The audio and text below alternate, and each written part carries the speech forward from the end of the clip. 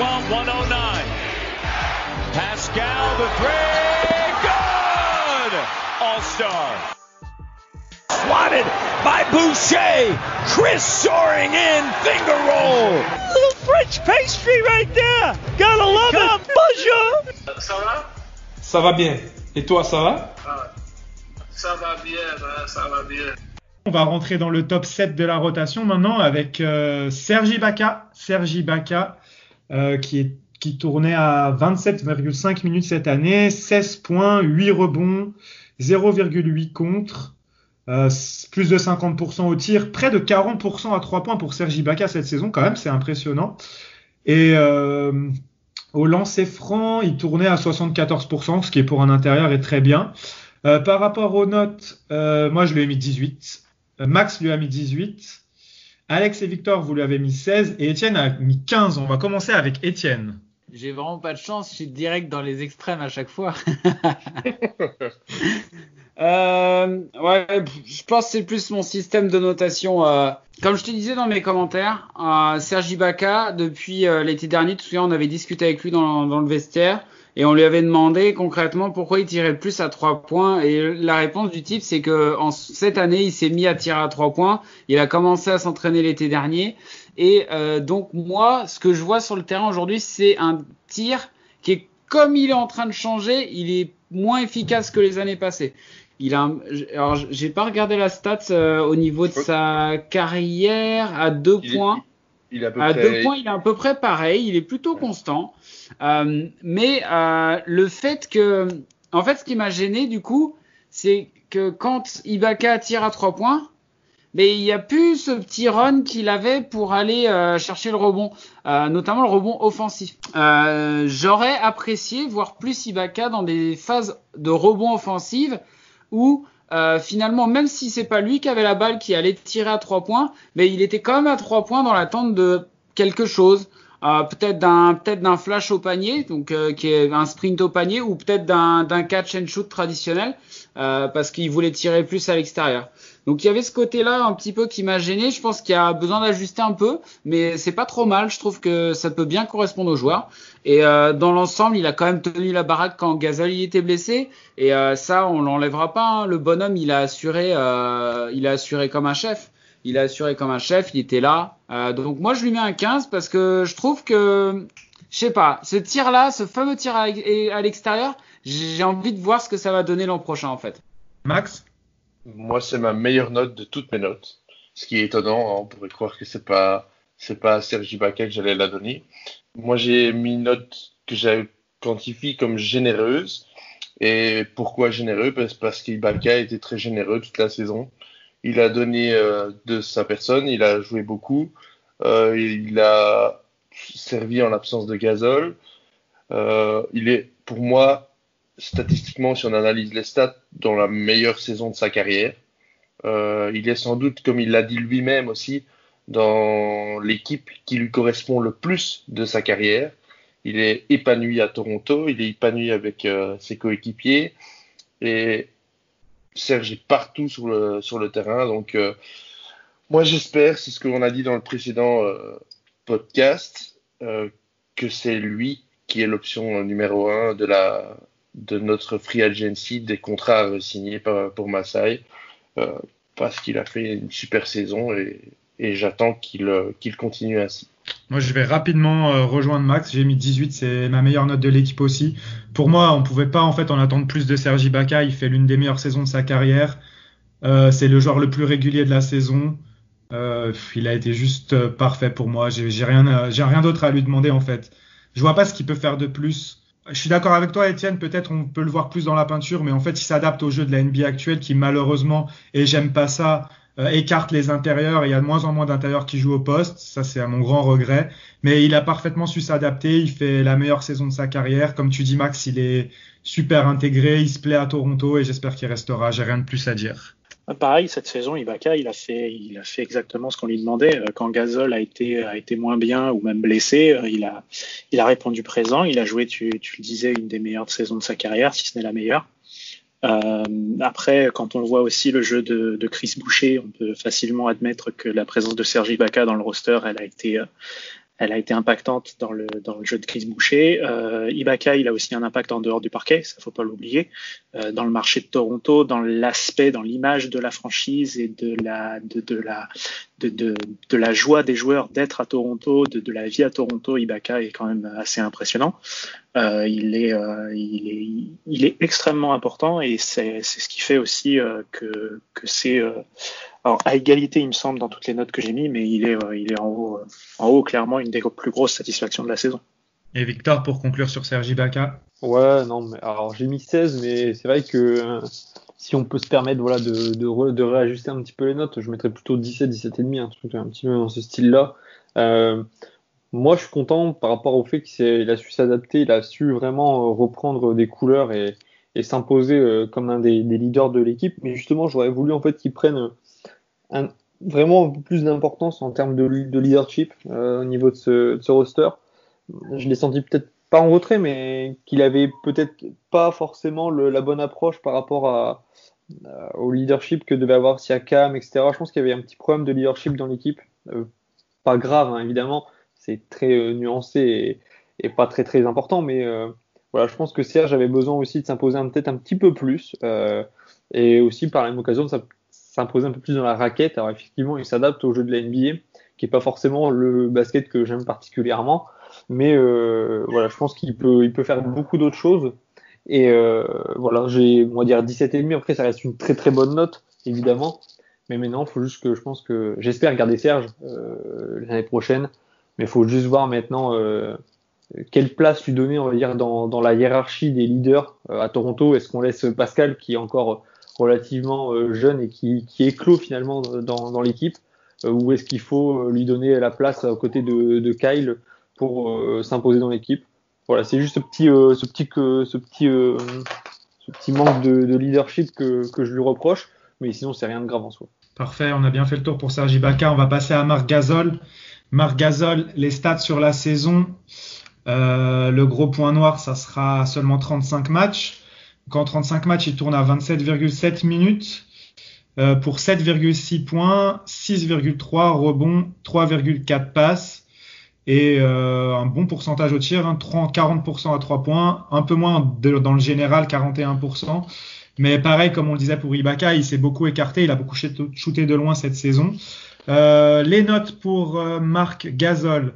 Moi, j'ai mis 14, Etienne a mis 17, Max a mis 12, Alex a mis 10 et Victor a mis 14. On va commencer avec Alex. Alex, pourquoi 10 ? Parce qu'il a eu une saison compliquée, je trouve, Marc Gasol. Après le titre NBA et le titre olympique, son début de saison a été un peu poussif, j'ai trouvé. Autant offensivement qu'il était pas très efficace. Alors je sais très bien que c'est pas ce qu'on lui demande, mais il y avait des moments où il m'arrivait de m'énerver en me disant mais ce shoot-là, c'est des fondamentaux et tu les mets normalement très tranquillement. Et défensivement, c'est pareil aussi. Je l'ai trouvé un petit peu moins vif de temps en temps, un petit peu moins rapide sur ses prises de position.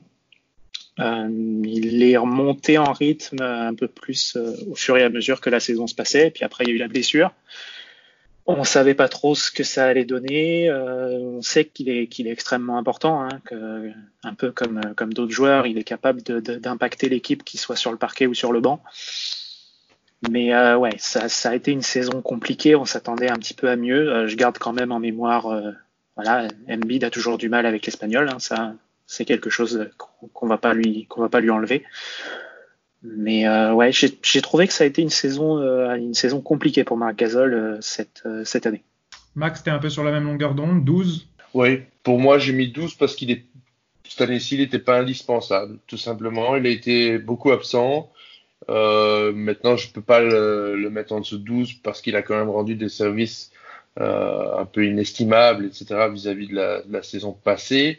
Maintenant, cette année, il est plus souvent sur le banc de Nick Nurse et de l'infirmerie d'ailleurs que sur le parquet. Après, son apport lorsqu'il est là n'est pas à discuter. Il est toujours aussi important avec la balle en main pour tirer à 3 points pour un pivot, ce qui est super. Enfin, moi, je trouve ça écarte bien le jeu. Et voilà, il est toujours là quand il doit être là. mais c'est son absence de match qui fait que sa note est pas élevée. Victor? Ouais, bah, je pense que effectivement, son absence s'est fait ressentir. Je mets un 14 un petit peu voilà, pour un petit peu pointer du doigt son petit manquement. Voilà, il a un petit peu baissé, on va dire, en termes d'influence dans cette équipe. Et on l'a vu parce que quand il n'était pas là, finalement, on a quand même réussi à faire quelque chose. Après, est-ce que c'est le coaching de Nick Nurse et ses ajustements qui ont réussi justement à faire valoir un collectif? Voilà, 14, c'est pas une mauvaise note en soi. Je trouve oui, certes, il peut être proche, évidemment, de joueurs comme Pat Mako ou d'autres. Mais voilà, ça, on va dire que c'est plus un 14 d'encouragement parce que je suis sûr que c'est un joueur qui peut rebondir. On connaît la carrière et, on va dire, le niveau que peut afficher Marc Gasol. Après, je pense que si c'est difficile d'enchaîner une saison aussi importante avec un trade, puis ensuite un championnat international, puis ensuite reprendre une saison où il te manque un joueur plus que majeur. Je pense que l'enchaînement a peut-être été un petit peu violent. Puis il faut aussi dire ce qu'il est. Marc vieillit, donc forcément l'enchaînement de tout ça fait peut-être aussi que il n'était pas dans les meilleures conditions, voilà, pour en tout cas éviter les blessures et être au même niveau que l'année dernière. Voilà, maintenant on va espérer que on va voir ce qui va se passer cet été, on va voir comment ça va se passer avec Marc, est-ce qu'il rentre ou pas dans certains projets au niveau des Raptors, j'espère que oui. On verra bien avec la suite et voilà, c'est plus un 14 d'encouragement qui tire vers le 15 évidemment. Mais voilà, en tout cas, 14 pour moi, je pense que c'est le consensus qu'on devrait avoir voilà, sur Marc Gasol. Très bien. Avant de passer la parole à Etienne, je vais vous donner mon avis. En fait, je vais faire un mix un peu de tout ce que vous avez dit. Marc Gasol, il a mal commencé la saison, mais on pouvait s'y attendre du fait qu'il n'a pas eu de repos cet été. Bizarrement, la première blessure lui a fait beaucoup de bien. Après la première blessure, il était vraiment revenu, où il ne ratait plus les tirs dont Alex a parlé, des tirs que d'habitude il met sur des fondamentaux, du jeu de haut panier, des tirs mi-distance, des choses que avant blessure on se disait mais comment il rate ça, c'est pas possible. Après moi j'ai trouvé son influence sur la défense toujours bonne tout au long de la saison. J'ai pas eu l'impression qu'il était... De toute façon, Marc Gasol ne joue pas sur ses qualités athlétiques, il joue sur son intelligence et j'ai pas trouvé que ça avait diminué cet impact. Après, offensivement, il est bien revenu et malheureusement, il y a eu les blessures. Pour moi, ça reste un joueur vraiment important. Et je pense qu'avec lui, malgré tout, on aurait besoin de lui en play-off. Et j'espère que si ça redémarre, il se sera remis en condition et que ça puisse vraiment apporter un plus. Donc c'est pour ça que je pouvais pas mettre plus de 14 en raison des blessures. Mais pour moi, Gasol, ça reste un joueur incontournable de cette équipe et je pense que Etienne, c'est là-dessus qu'il va appuyer. C'est pour ça que tu lui as mis 17. Ouais, moi je lui ai mis un bon gros 17. Je lui ai mis un bon gros 17 parce que, mec, t'as le droit de te reposer. Jusqu'au mois de janvier, t'as le droit de te reposer, mec. Tu m'as tellement été utile sur l'année 2018-2019 que, en gros, moi, l'idée de le mettre en repos, ça aurait été plutôt primordial. Petit manquement du côté Nurse. Je trouve qu'il aurait dû réduire encore plus son temps de jeu sur le début de saison. Mais voilà, il s'est blessé en décembre, je crois, 2019. Il est revenu mi-janvier. Et à la suite de mi-janvier, là, jusqu'à mars, on a une série de victoires qui est historique, si je me trompe pas. Une des plus grosses séries des Raptors, non, de victoires entre janvier et mars. La plus grosse. Ouais, c'est ça, c'est la plus grosse. C'est 17. Ouais. Et Marc Tout Gasol, sport collectif canadien confondu, il me semble. Ouais, C'est même au-delà des Raptors, donc ouais. Ouais. Et Marc Gasol, il revient sur ces périodes-là. Alors, ce qui est vachement intéressant sur Marc Gasol, c'est que finalement, toutes ses stats et ses moyens ont diminué un petit peu cette année en raison, effectivement, de son mauvais début de saison. Mais si vous prenez que ses stats sur la deuxième partie de saison, vous verrez que le gars, ça lui a fait du bien sa blessure. À l'entraînement, vous regardez aussi un petit peu les Open Gym, j'imagine. Ça reste un peu le gars qui fait un peu le rôle de Vince Carter à Atlanta, tu vois, genre il va aller bouger un petit peu les jeunes, il va amener un petit peu de dynamique dans l'entraînement et il va amener de la dynamique dans le groupe. La dernière chose qui pour moi est importante sur Marc Gasol, c'est l'aura que le joueur a, qui pour moi en fait, en tant que coach, je parle vraiment en tant que coach et pas du tout en tant que fan des Raptors, en tant que coach. genre, j'ai vraiment besoin de cette lumière-là dans mon équipe parce que mine de rien, bah ouais, c'est lui qui va transmettre les ballons, qui va faire briller, mais c'est lui, en fait, finalement, il va juste émettre de la lumière, mais comme elle se reflète pas sur lui, tu vas moins le voir.